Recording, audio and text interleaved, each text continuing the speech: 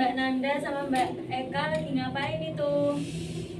Kok sibuk sendiri? Saya dikacangin. Sebelum kita mulai pembelajaran pada sore hari ini, alangkah baiknya kita berdoa terlebih dahulu. Berdoa mulai. Berdoa selesai.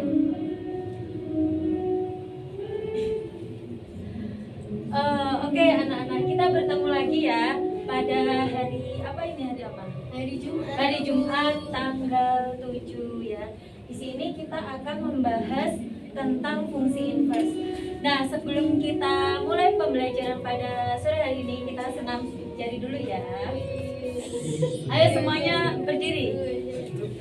Semuanya berdiri. Ikut juga ya Bu ya. Ya, ya, ya.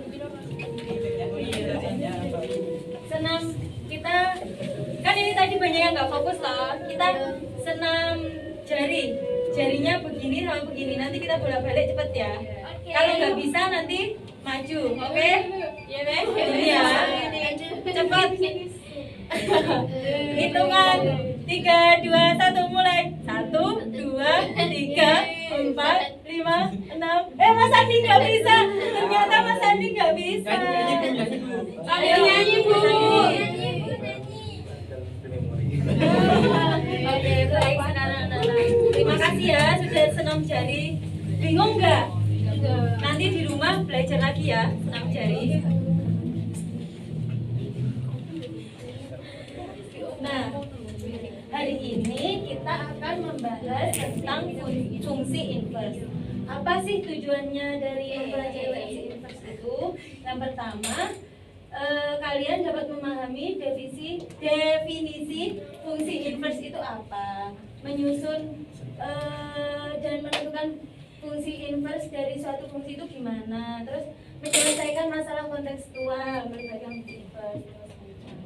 Masalah kontekstualnya kayak apa Bu contohnya?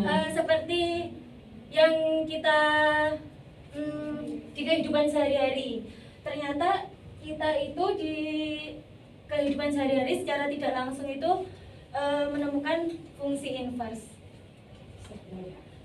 Definisinya dari fungsi. Oh ya, sebelum ke sini tadi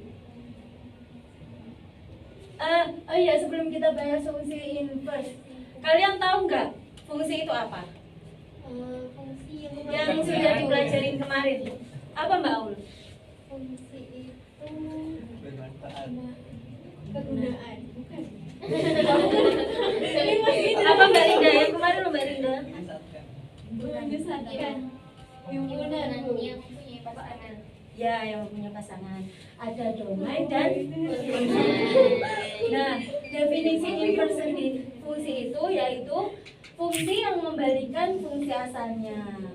Nah, dari definisinya ini kalian loh sudah bisa menemukan contoh-contohnya di kehidupan sehari-hari. Sebelum kita menemukan contoh-contohnya, definisi secara matematisnya itu adalah FA sama dengan B.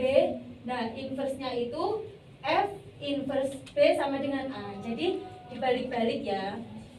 Fungsi inverse itu adalah kebalikannya. Nah, kemarin kan kita sudah belajar ya fungsi yang Mbak Linda itu. Ternyata di situ juga ada fungsi injektif. Itu adalah setiap input punya output unik. Tidak ada dua input yang punya output yang sama. Nah, selain fungsi injektif, ini adalah syarat-syaratnya sebelum masuk ke fungsi inverse. Itu ada fungsi injektif. Diagramnya. Nah, tapi di fungsi injektif ini setiap domain itu mempunyai kodomain dan itu ada pasangannya sendiri-sendiri. Maksudnya satu domain itu punya pasangannya di kodomain. Ada fungsi subjektif, yaitu semua elemen di kodomain harus dipakai. Jadi berpasang-pasangan. Tadi kalau misalnya kita buat diagram, ada fungsi bijektif. fungsi bijektif itu gabungan dari injektif dan surjektif. Setiap input punya satu output, setiap output punya satu input. Contohnya itu di situ ada fx sama dengan x plus 5. Nah, inverse-nya kebalikannya yaitu x sama dengan x min 5. Kenapa Bu kok bisa seperti itu? Ini kita menentukan ini seperti yang di awal tadi. Jadi jika fx sama dengan ax plus b, nah kita itu mencari nilai y-nya. Kita ibaratkan x-nya itu y. Jadi nanti kita kayak bahasanya kalau dulu di SMP itu pindah ruas, dipindah-pindah ruas.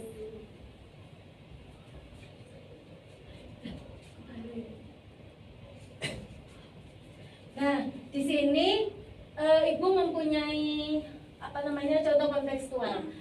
Contoh kontekstualnya itu fungsi produksi suatu mesin pabrik adalah Ft sama dengan 50T plus 200. Nah, jika diketahui Ft adalah jumlah barang yang dihasilkan setelah T jam, T itu jam ya, berapa lama waktu yang dibutuhkan untuk memproduksi 800 barang. Nah, dari sini kita bisa menggunakan fungsi inverse-nya untuk menentukan barang yang diproduksi. Sebelum ke sini kan tadi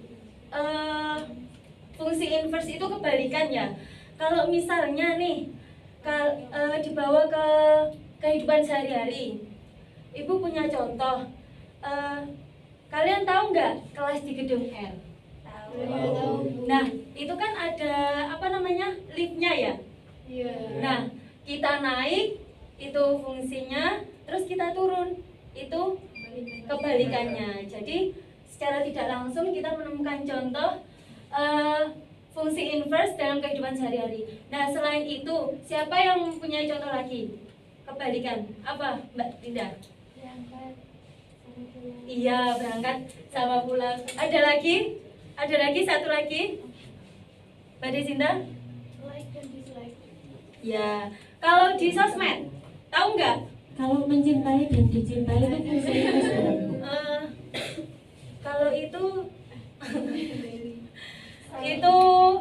lebih dari ini, bukan masuk ke sini.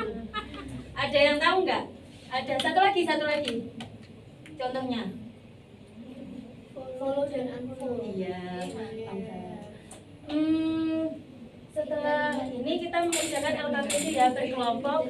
Nanti mengerjakannya kita menggunakan GeoGebra biar cepat kita menentukan nilainya. Sebelumnya berkelompok dulu ya. Hitung 1 sampai 3 menjadi 3 kelompok. Sudah dihitung? Enggak, maksudnya sudah di-download.